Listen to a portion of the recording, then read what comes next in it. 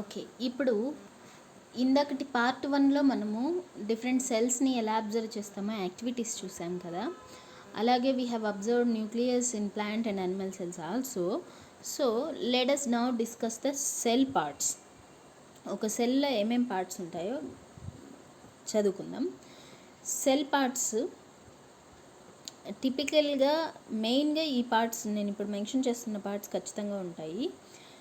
ఏదైనా సెల్కి బౌండరీని మనం cell membrane అంటాము. ఇది బోత్ అనిమల్ సెల్స్లో ఉంటుంది, ప్లాంట్ సెల్స్లో ఉంటుంది.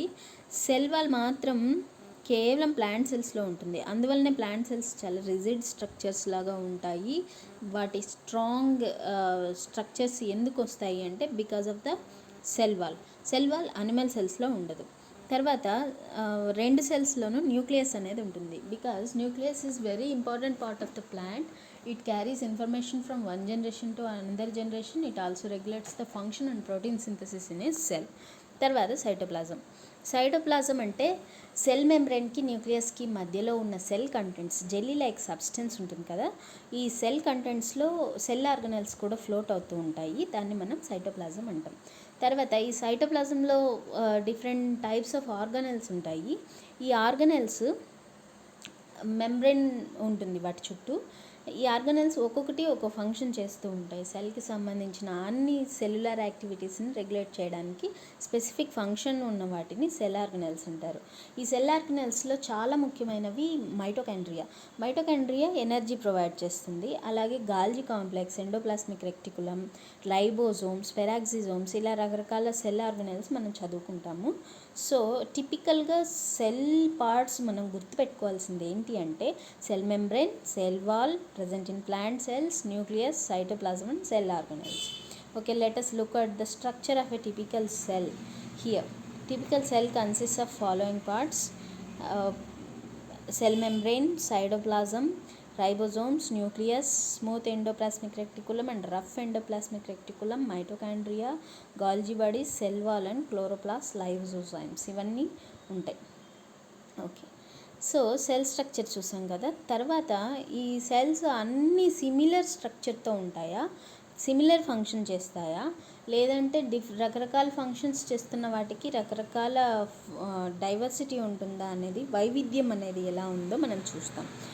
Unicellular organisms and multicellular organisms. Unicellular organisms అంటే తన ఆర్గనిజం మొత్తం ఒక్క సెల్తోనే తయారై ఉంటుంది. అది మోస్ట్లీ మైక్రోస్కోపిక్ అయి ఉంటుంది. ఈ యూనిసెల్యులర్ ఆర్గనిజమ్స్లో చిన్న చిన్న మీన్స్ అన్ని మనకి సెల్యులర్ యాక్టివిటీస్ ఉంటాయి కదా. లైక్ ఫర్ ఎగ్జాంపుల్ ఒక జీవి ఖచ్చితంగా లివింగ్ ఆర్గనిజం అంటే మనకు కొన్ని క్యారెక్టర్స్ చెప్పుకుంటాం. లైఫ్ ప్రాసెసెస్ అంటారు. ఏంటి అంటే eating, digestion, growth, development, reproduction, ఇలాంటివన్నీ సెల్ రీపేర్, ఇలాంటివన్నీ మనము ఆర్గనిజం బతికుంది లివింగ్ ఆర్గనిజం అంటే ఆ క్యారెక్టర్స్ అన్నీ చెప్తాం. ఆ క్యారెక్టర్స్ని యూనిసెల్యులర్ కేసులో కేవలం ఒక్క సెల్లే ఆ పనులన్నీ చేస్తుంది. కానీ మల్టీసెల్యులర్ ఆర్గనిజమ్స్లో ఒక్కొక్క సెల్లు ఒక్కొక్క పని కోసం ఉంటుంది. For example human beings are multicellular organisms. మనము ఒక్కొక్క పని చేయడానికి ఒక్కొక్క సెల్ నిర్దేశించుకొని ఉంటాం. ఫర్ ఎగ్జాంపుల్ నర్వ్ సెల్స్ ఏం చేస్తాయి, మెసేజ్ మన బాడీలో ఒక చోటు నుంచి ఇంకో చోటుకి సిగ్నల్ని ట్రాన్స్డక్ట్ చేస్తాయి. అలాగే heart cells pumping function, blood cells to carry oxygen, ఇలాగా ఒక్కొక్క సెల్ ఒక్కొక్క ఫంక్షన్ చేస్తూ ఉంటుందన్నమాట. తర్వాత యూనిసెల్యులర్ ఆర్గనిజమ్స్కి కొన్ని ఎగ్జాంపుల్స్ చూద్దాం. యూనిసెల్యులర్ ఆర్గనిజమ్స్ మోస్ట్లీ మైక్రోస్కోపిక్ ఉంటాయని చదువుకున్నాం కదా. ఇవి కంటికి కనపడవు. This is Chlamydomonas, this is amoeba is a special case, will study about it later. తర్వాత ఈకోలై, ఎక్స్క్రిషియా కోలై మన కడుపులో డైజెస్టివ్ సిస్టంలో ఉంటుంది. It helps in digestion and absorption of certain nutrients. కొన్ని న్యూట్రియంట్స్ని డైజెస్ట్ చేసుకోలేకపోయినా ఈ బ్యాక్టీరియల్ సెల్స్ హెల్ప్ చేస్తాయి అన్నమాట. అలాగా తర్వాత మల్టీసెల్యులర్ ఆర్గనిజమ్స్ కోసం ఇంకో యాక్టివిటీ ఉంది. ఈ యాక్టివిటీలో ఏ యాక్టివిటీలో మనం ట్రైడాక్స్ అనే చిన్న హెర్బ్ తీసుకుంటాము. బ్లేడ్ తీసుకుని సన్నగా దాని స్టెమ్ చాలా థిన్ స్లైస్ పిక్చర్లో కనిపిస్తుంది కదా, ఇలాగ ఒక థిన్ స్లైస్ కట్ చేసి సేమ్ ప్రొసీజర్ గ్లాస్ స్లైడ్ తీసుకుని గ్లాస్ స్లైడ్ మీద ఈ థిన్ స్లైస్ని ప్లేస్ చేసి దానికి ఒక డ్రాప్ గ్లిజరిన్ వేసి, దీనికి స్టెయిన్ వేయాల్సిన అవసరం ఉండదు. ఎందుకంటే స్టెయిన్ ఆల్రెడీ ఇది గ్రీన్ కలర్లో ఉంది కాబట్టి herb is green colour stem కాబట్టి దానికి స్టెయిన్ వేయాల్సిన అవసరం లేదు. ఇది క్లియర్గా కనిపిస్తుంది. దాన్ని తీసుకెళ్ళి కవర్ స్లిప్ యాడ్ చేసిన తర్వాత మైక్రోస్కోప్ కింద అబ్జర్వ్ చేసామనుకోండి, ఇలాంటి స్ట్రక్చర్ కనిపిస్తుంది. మనకి డిఫరెంట్ సెల్స్ కనిపిస్తాయి. ఈ సెల్స్ 4 టైప్స్ ఉంటాయి, గ్రూప్ ఆఫ్ సెల్స్. ఒక్కొక్క టైప్ని మనము ఏబిసిడిగా రాసుకుందాం. Group A cells, group A cells, B cells, D cells. Okay, ఒక్కొక్క వాటికి ఒక్కొక్క ఫంక్షన్ ఉంటుంది. దాని ద్వారానే ఫంక్షన్ని బట్టి స్ట్రక్చర్ కూడా మారుతుంది. గ్రూప్ ఏ సెల్స్ పైన ఉంటాయి కదా, outer most layer of cells. Outer most layer of సెల్స్ని మనం ఎపిడెర్మల్ సెల్స్ అంటామని, ఎపిడెర్మిస్ అంటామని మనం already Robert Brown nucleus discovery గురించి చదువుకున్నాం. ఆయన కూడా ఎపిడెర్మల్ సెల్స్ ఆఫ్ ఆర్కిడ్ లీవ్స్లో న్యూక్లియస్ గమనించారని కూడా చదువుకున్నాం కదా. So the outer most layer is called as epidermal cells. వీటి ఫంక్షన్ ఏంటంటే protective and they also give shape to the stem. తర్వాత గ్రూప్ బి సెల్స్ ఉన్నాయి. గ్రూప్ బి సెల్స్ గ్రీన్ కలర్లో ఉంటాయి. ఈ గ్రీన్ కలర్ ఉంది అంటే ఆబ్వియస్గా వాటి ఫంక్షన్ ఏంటి, they carry out photosynthesis. They are green in colour and they are called as chlorophyll cells. Chlorenchyma అంటాం. Chlorenchyma group of cells. తర్వాత group C cells very interesting category. Group C cells ఇలాగ అన్నీ కలిసి vascular bundles లాగా చిన్న చిన్న పైపుల్లాగా ఉంటుంది. పైప్ని ఇలా కట్ చేస్తే పైన కనిపిస్తుంది చూడండి, ఓపెనింగ్ అలా కనిపిస్తుంది చూడండి. ఈ వాస్కులర్ బండిల్స్ పని ఏంటి అంటే అన్ని లాంగ్ స్ట్రక్చర్ పైపుల్లాగా ఫామ్ అయ్యి ఒక వాస్కులర్ బండిల్ టైప్లో అంటే జైలం సెల్స్లో వాటర్ ఫ్లో అవుతాయి, ఫ్లోయం సెల్స్లో ఫుడ్ ఫ్లో అవుతుంది. ఓకే, తర్వాత దాని లోపల డి గ్రూప్ సెల్స్ ఉన్నాయి కదా, ఈ డి గ్రూప్ సెల్స్ మిడిల్లో ఉండే డి గ్రూప్ సెల్స్ పని ఏంటి అంటే ఇవి యంగ్ స్టెమ్ని డెవలప్ చేస్తూ పోతుంటాయి. అంటే స్టెమ్ రాను సంవత్సరాల కొద్దీ లావ్ అయిపోతుంది కదండి. It is because of the growth in the structure of group D cells. అందుకే దీన్ని యంగ్ మెరిస్టెమ్ అంటాం. ఇలాగ మనం ఇప్పుడు 4 గ్రూపులు చూసాం. A outer epithelial layer, B inner chlorenchymal layer, C vascular bundle or food conducting water conducting tissue cells and D వచ్చి central young meristem which grows and helps the plant to grow in the size of the stem. Okay, ఇలాగా మనం plant లీఫ్ని plant సెల్స్ని observe చేసాం కదా. ఇప్పుడు మనం multicellular ఆర్గానిజమ్స్లో ఉండే animal cells observe చేయాలంటే యాక్చువల్గా ల్యాబ్లో మనకి ఆల్రెడీ తయారు చేసి పర్మనెంట్గా స్లైడ్స్ అనేవి అవైలబుల్ ఉంటాయి. వీటిని మనం రెడీగా శాంపిల్స్ దొరకకపోతే వీటి స్ట్రక్చర్స్ని మనం గమనించవచ్చు. ఓకే, సో అలాంటి వాటిలో కొన్ని అబ్జర్వ్ చేస్తే హ్యూమన్ సెల్సే రెడ్ బ్లడ్ సెల్స్ ఇలా ఉంటాయి, సాసర్ ప్లేట్ లాగా ఉంటుంది. It carries oxygen. Red blood cell speciality ఏమంటే అందులో న్యూక్లియస్ ఉండదు, అది ఫ్లాట్గా ఉంటుంది. తర్వాత nucleus lobed structures, nucleus lobes ఉంటాయన్నమాట ఎక్కువ. అదేంట్లో అంటే డబ్ల్యూబీసీలో lymphocytes, monocytes, neutrophils and eosinophils. ఇవి వైట్ బ్లడ్ సెల్స్ అంటాం కదా. They also act as police of our body. They help in immunity, fighting infections. ఇప్పుడు కోవిడ్-19 మధ్యలో బాగా పాపులర్ అయింది లింఫోసైట్స్ గురించి. T lymphocytes, B lymphocytes, monocytes. ఇవన్నీ ఏం చేస్తాయి అంటే ఒకసారి వైరస్ బాడీలోకి ఎంటర్ అయిన తర్వాత వీటికి యాంటీబాడీస్ ప్రొడ్యూస్ చేస్తాయి. యాంటీబాడీస్ ప్రొడ్యూస్ చేసి ఆ వైరస్ని డిస్ట్రాయ్ చేయడానికి అవసరమైన ఇమ్యూనిటీ శక్తిని మనకి బాడీకి సప్లై చేస్తాయి. అందుకనే these cells are popular of course. తర్వాత ఇవి చూడండి, మన మజిల్స్ తయారవుతాయి కదా, smooth muscles and striped muscle cells. Smooth muscle cells ఎక్కడ ఉంటాయి, ఇన్వాలంటరీ యాక్షన్స్ జరిగే బాడీ పార్ట్స్లో స్మూత్ మజిల్ సెల్స్ ఉంటాయి.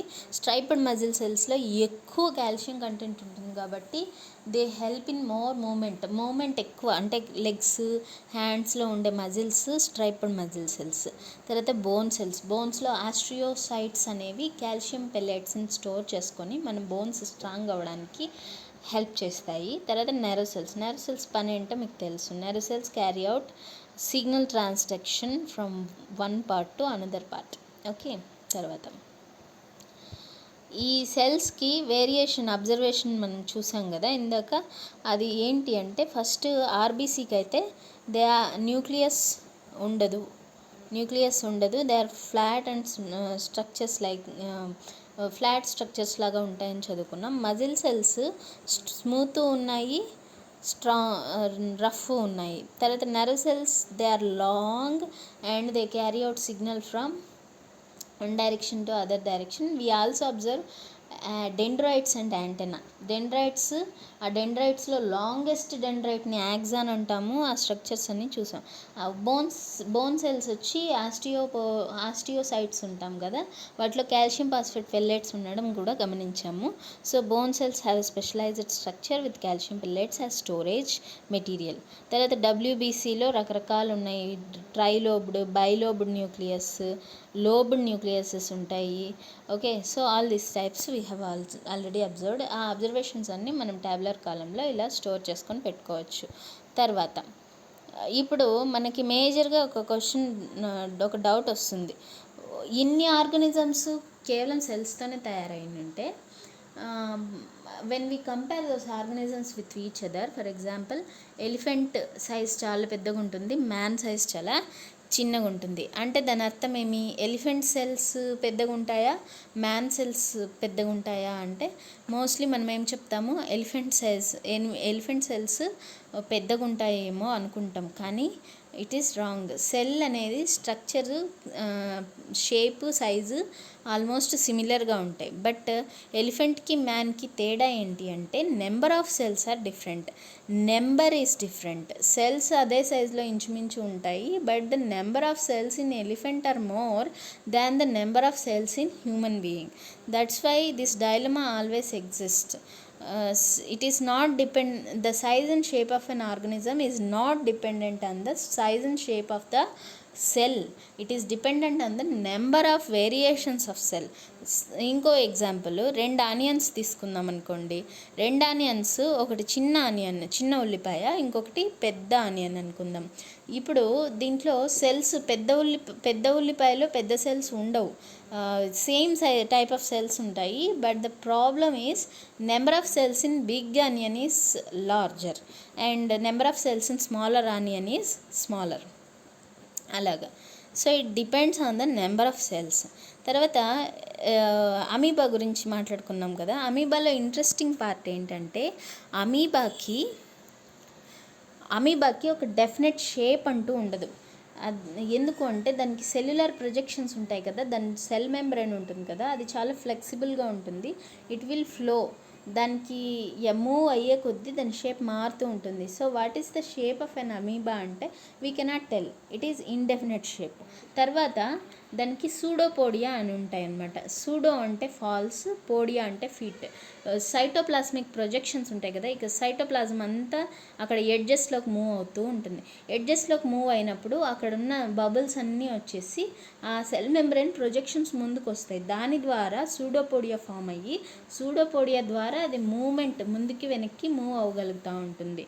కాబట్టి 2 స్పెషాలిటీస్ ఉన్నాయి అమీబాకి. ఒకటి, it has no definite shape and it also has some pseudopodia in them. ఓకేనా? అలాగా. So that special case. Also you can remember the structure of amoeba. Pseudopodia అంటే ఏంటి అని క్వశ్చన్ చాలా ఎగ్జామ్స్లో వస్తుంది, ఎన్ఎంఎస్లో కూడా అడిగారు చాలాసార్లు. So you have to write it is false feet found in amoeba for movement. Okay. తర్వాత సెల్ సైజ్ ఎలా వ్యారీ అవుతుంది అనేది కూడా మనం చూడొచ్చు. ముందుగా మీటర్ స్కేల్ తీసుకుంటే 1 మీటర్కి 100 సెంటీమీటర్స్ అయితే 1 సెంటీమీటర్ ఈక్వల్స్ టు 10 మిల్లీమీటర్స్ అవుతుంది.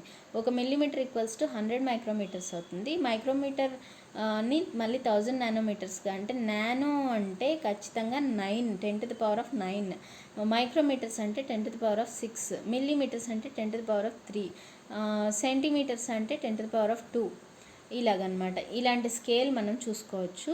మైక్రోమీటర్స్ అంటే అసలు కంటికి కనపడదని అర్థం. నానోమీటర్స్ అంటే it is still smaller than that. మనకి ఉన్న సెల్స్లో స్మాలెస్ట్ బ్యాక్టీరియా ఎంత ఉంది అంటే 0.5 మైక్రోమీటర్ సైజ్లో ఉంటుంది. హ్యూమన్ లివర్, కిడ్నీ సెల్స్ ఉంటాయి కదా, ఇవి సుమారుగా 20-30 మైక్రోమీటర్ సైజులో ఉంటాయి. అంటే మైక్రోస్కోప్, సింపుల్ మైక్రోస్కోప్ కింద ఇవి కనిపిస్తాయి.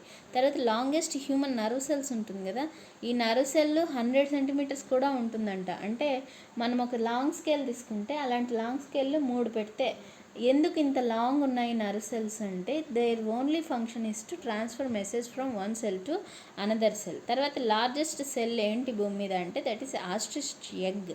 ఆస్ట్రిచ్ ఎగ్ సుమారుగా 18 సెంటీమీటర్ల పొడవు ఉంటుంది కాబట్టి పెద్దగా ఉంటుంది కాబట్టి it is considered as the largest cell. So ఇప్పుడు ఇంపార్టెంట్గా మనం గుర్తుపెట్టుకోవాల్సింది ఏంటంటే largest cell is ostrich egg and human nerve cells can go as long as 100 centimetres. ఇదనమాట. సో మనం ఈ చాప్టర్లో సెల్ని బేసిక్ యూనిట్గా చూసాము. బేసిక్ యూనిట్ అంటే ఏంటి? The functional basic structural and functional unit of life is called as cell. తర్వాత ఈ సెల్ బయాలజీలో అర్లీ రీసెర్చ్ చేసిన వాళ్ళలో Jan Swammerdam, Athanasius Kircher, Antony van Leeuwenhoek, Robert Hooke పేర్లు వినిపిస్తాయి. రాబర్ట్ హుక్ రాసిన పుస్తకం పేరు Micrographia. Robert Hooke first dead సెల్స్ని గమనించారు అండ్ Antony van Leeuwenhoek first living సెల్స్ని అబ్జర్వ్ చేశారనమాట. వీళ్ళు సొంతంగా వాళ్ళ మైక్రోస్కోప్లు వాళ్ళే తయారు చేసుకున్నారు. ఇలాగా we have also studied about observing matchstick dead cells and observing onion peel cells. Onion peel cells plant cells అవుతాయి. తర్వాత హ్యూమన్ చీక్ సెల్స్ వచ్చి అనిమల్ సెల్స్ కింద అబ్జర్వ్ చేసాము. ఆ రెండిటికి డిఫరెన్స్ కూడా గమనించాము. ఆ రెండిట్లో ఉండే న్యూక్లియస్ని కనిపెట్టింది రాబర్ట్ బ్రౌన్ అని తెలుసుకున్నాం. రాబర్ట్ బ్రౌన్ కనిపెట్టిన న్యూక్లియస్ స్టెయిన్ వేస్తే తప్ప కనపడదు. ఆ తర్వాత న్యూక్లియస్ని కూడా అబ్జర్వ్ చేసాం రెండు సెల్స్లోనూ. న్యూక్లియస్ ఆనియన్ పీల్ సెల్స్లో ఎలా ఉంది, హ్యూమన్ చీక్ సెల్స్ ఎలా ఉంది, వాటి స్ట్రక్చర్ ఎలా ఉంది, difference between plant and animal cells గురించి చదువుకున్నాం. Structure of a cell, typical సెల్లో ఏ పార్ట్స్ ఉంటాయి, cell membrane, cell wall, nucleus, cytoplasm, cell organelles గురించి చదువుకున్నాం. Diversity, unicellular organisms, multicellular organisms ఎలా ఫంక్షన్ చేస్తాయి, ఎలా డిఫరెన్స్ ఉంటుంది. యాక్టివిటీ 6 చూసాము. Transverse section of plant stem అన్నీ చూసిన తర్వాత మనం కొన్ని permanent slides of animal cells also observe చేసాము.